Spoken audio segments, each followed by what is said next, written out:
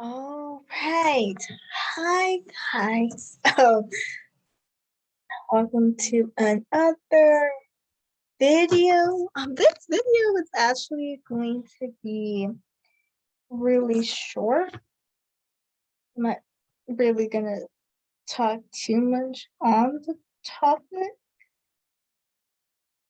So basically, so yeah.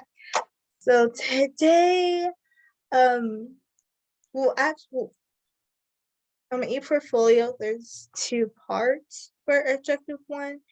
So the first part is when you could read all about a amazing geology scientist by the name of Florence Binskin, who really basically helped contribute or understanding to the pigment region. And then for this one, it will basically be a video of me talk about seismic testing and of course how that negatively affects marine animals. So yeah, as always, the video will be on my e-portfolio. Since this is a really short video, this might just be broken into two parts. But yeah, we shall see. So what I'll be talking about today is basically what is seismic testing, how does it relate to plate tectonics, what is the concern, how does it affect marine animals, and how does it get marine animals all stressed out. So the first thing is, well, what is seismic testing? Seismic testing is I put up space there.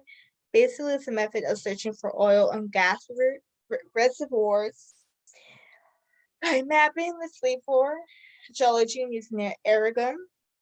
So from the surface, the gun basically generates a blast of sound that penetrates the ocean floor, then bounces back up to a receiver, and then it relays data about the latest sediment rocks, potential flow deposits below. And this diagram right here is just kind of like showing how it does that. So, and yeah, and also too, manifests a total area that generates basic control explosions every 7 to 10 seconds while traveling back and forth across vast sections of the ocean. And the sound waves also too, they penetrate deep into the seabed, and those, of course, that's the receiver. And as I said, they are then going to the radio receivers. Yeah. And now, how does this relate to plate tectonics, which was the main subject of this week's I'm sorry, I checked it. So first you have seismic tomography. So basically what it is, that actually helps us provide insight into understanding of plate driving mechanisms. And also too, it's similar principle to the CT or computed tomography scan that creates three-dimensional images of Earth's interior by combining information from earthquakes. So basically, how that works is when earthquakes occur in many parts of the Earth, lots of information sources can be synchronized, making the rotating X-ray, which then becomes a CT scan. And because of their speed, depending on the density, temperature, pressure, regularity, and phase, the terminal through which they pass, the seismic waves will then provide clues to the composition of Earth's interior.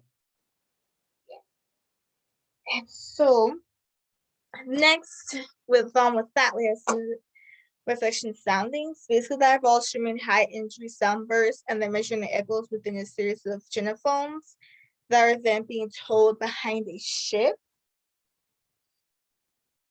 And this is also related to acoustic sounding. However, much more energy is transmitted, and simplification of the data processing much greater. And also, as technique actually evolves, the amount of energy will then increase.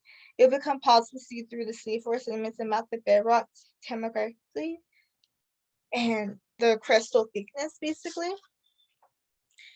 And because the thickness can be mapped, it is soon discovered that although the sediments were up several thousand meters thick near the continents, they were relatively thin or even non-consistent in the ocean range areas.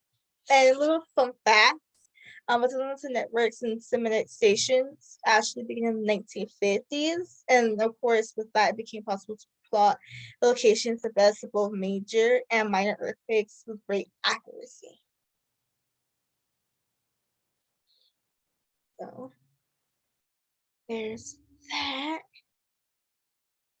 And then of course, there is a concern with this. The main concern, of course, is with marine animals because the high sensitivity of sounds. It has to do with the high sensitivity of sounds, and you have to keep in mind it's told an airgun area that generates a controlled explosion every 7 to 10 seconds, which traveling back and forth across the ocean, and this can be very detrimental to a lot of marine animals. And in this video, it kind of goes over.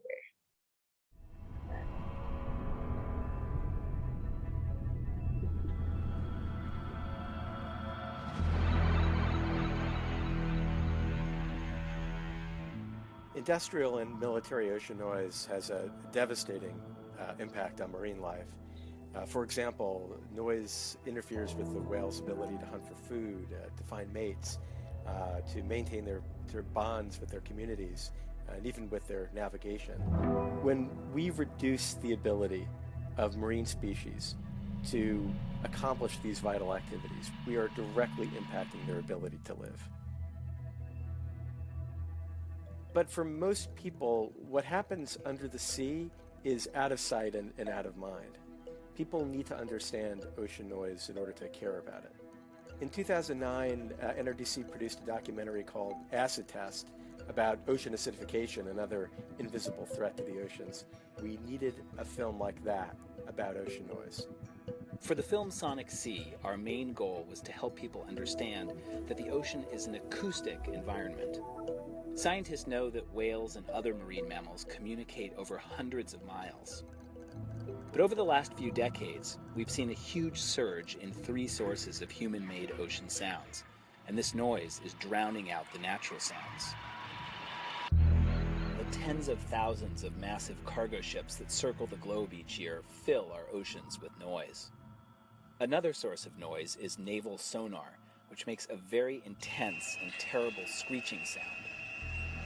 And the loudest man-made noise under the sea comes from the repeated firing of seismic air guns. These devices are used by the oil and gas industry to search for fossil fuels beneath the ocean floor.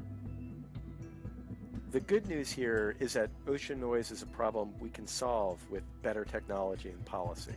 NRDC has had success in federal court winning protection for marine mammals from Navy sonar, at the United Nations winning guidelines to reduce noise from commercial ships, and around the United States and Europe combating the seismic blasting that's used to find oil and gas offshore.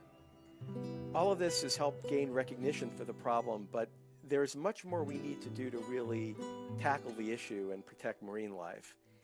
Getting ship owners to quiet their fleets, getting navies to preserve key habitat from sonar training, compelling the oil and gas industry to use quieter alternatives to the blasting they do now and to stay out of some regions altogether.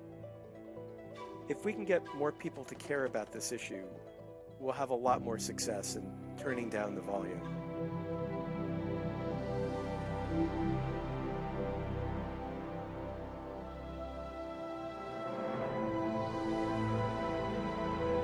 Hey, so I'm probably gonna stop the recording here, and then I'm gonna come back and do the rest of the slideshow.